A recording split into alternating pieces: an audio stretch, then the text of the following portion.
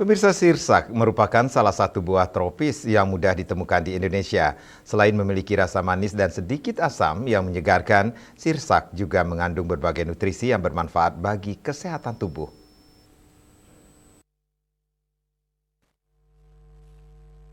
Sirsak mengandung vitamin C, serat, kalium, magnesium, serta antioksidan.